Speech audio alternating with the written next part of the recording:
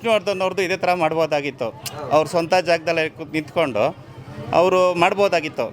ಇವ್ರನ್ನ ನೋಡಿ ಅವರು ಒಂದು ಸ್ವಲ್ಪ ಇವಾಗ ನೋಡ್ಕೊಂಡು ಯೋಚನೆ ಮಾಡಿದ್ರೆ ಅವರೆಲ್ಲೋ ಗೌರ್ಮೆಂಟ್ ಕೊಡ್ತಾರೆ, ಅವ್ರು ಕೊಡ್ತಾರೆ ಅಂತ ಕಾಯೋ ಬದಲು ಅವರೇ ಮಾಡ್ಕೋಬೋದು ಮನೇಲಿ. ಅವರೆಲ್ಲ ದುಡ್ಡೇನು ಕಮ್ಮಿ ಇಲ್ಲ. ಅದೇ ನನ್ನ ನೋಡಿದ್ನಲ್ಲ, ಅವರು ಗಿರಿಜಾ ಲೋಕೇಶ್ ಅವರು ಇವರು ಎಲ್ಲ ಬಂದಿದ್ದರು. ಅವರೆಲ್ಲ ಬಂದು ನೋಡಿದಾಗ ನಾವು ನೋಡಿದ್ರಿ ನೆನ್ನೆ ಇನ್ಸ್ಟಾಗ್ರಾಮಲ್ಲೆಲ್ಲ ಅವರು ಎಷ್ಟೋ ಜನ ಬಂದ್ಬಿಟ್ಟು ಅವ್ರು ನೋಡಿ ಎಲ್ಲ ಖುಷಿಪಟ್ಟರು. ಅವ್ರು ಇದು ಮಾಡ್ಕೋಬೋದಾಗಿತ್ತು. ಬಟ್ ಇನ್ನೊಂದು ವಿಷ್ಣುವರ್ಧನ್ ಅವ್ರದ್ದು ಇದೇ ಥರ ಮಾಡ್ಬೋದಾಗಿತ್ತು. ಅವ್ರ ಸ್ವಂತ ಜಾಗದಲ್ಲಿ ನಿಂತ್ಕೊಂಡು ಅವರು ಮಾಡ್ಬೋದಾಗಿತ್ತು. ಇವ್ರನ್ನ ನೋಡಿ ಅವರು ಒಂದು ಸ್ವಲ್ಪ ಇವಾಗ ನೋಡ್ಕೊಂಡು ಯೋಚನೆ ಮಾಡಿದ್ರೆ ಅವರೆಲ್ಲೋ ಗೌರ್ಮೆಂಟ್ ಕೊಡ್ತಾರೆ, ಅವ್ರು ಕೊಡ್ತಾರೆ ಅಂತ ಕಾಯೋ ಬದಲು ಅವರೇ ಮಾಡ್ಕೋಬೋದು ಮನೇಲಿ. ಅವರೆಲ್ಲ ದುಡ್ಡೇನು ಕಮ್ಮಿ ಇಲ್ಲ. ಹಂಗೆ ಕೇಳಿದ್ರೆ ನಾವೆಲ್ಲರೂ ಸಪೋರ್ಟ್ ಮಾಡಿಬಿಟ್ಟು ಆ ಥರ ಕಟ್ಬೋದು. ಅದು ಒಂದಾದ್ರೆ ನಮ್ಗೆ ಖುಷಿ ಆಗುತ್ತೆ. ಈ ಥರ ಬಂದು ನಾವೆಲ್ಲ ನೋಡ್ಕೊಂಡು ಹೋಗ್ಬೋದು ಫ್ಯಾಮಿಲಿ ಸಮೇತ.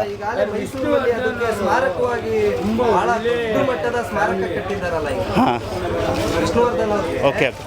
ನಾವು ಹೇಳೋದು ಆ ಥರ ಅಷ್ಟೊಂದು ಗಲಾಟೆ ಆಯ್ತಲ್ಲ, ನಿಮಗೆಲ್ಲ ಗೊತ್ತಿರಬೇಕು ಎಷ್ಟು ಗಲಾಟೆ ಆಗಿ ಎಷ್ಟು ಇದಾಯಿತು. ಇವ್ರು ಯಾರು ಏನೂ ಕೇಳಲಿಲ್ಲ, ಗೌರ್ಮೆಂಟಿಂದ ಏನು ಹೆಲ್ಪು ಕೇಳಿಲ್ಲ, ಏನೂ ಮಾಡಲಿಲ್ಲ. ಡೈರೆಕ್ಟಾಗಿ ಇವ್ರ ಕಾಸಲ್ಲಿ ಇವ್ರು ಮಾಡಿದ್ದಾರೆ. ಅದಕ್ಕೆಲ್ಲ ನಾವೆಲ್ಲ ಖುಷಿ ಪಡಬೇಕು. ಯಾರೋ ಗೌರ್ಮೆಂಟ್ ಕೊಡುತ್ತೆ ಅದು ಕೊಡುತ್ತೆ ಅಂತ ನಾವು ಕಾಯೋ ಬದಲು ಡೈರೆಕ್ಟಾಗಿ ಹಿಂಗೆ ಮಾಡ್ಬೋದಲ್ಲ. ಅವ್ರಿಗೂ ಒಂದು ಸ್ವಲ್ಪ ಇದಾಗಿರೋದು, ಅವ್ರ ಅಭಿಮಾನಿಗಳು ಎಷ್ಟೋ ಜನ ಇರ್ತಾರೆ, ಎಲ್ಲರಿಗೂ ಖುಷಿಯಾಗಿರೋದು. ಹೌದು ಹೌದು ಹೌದು.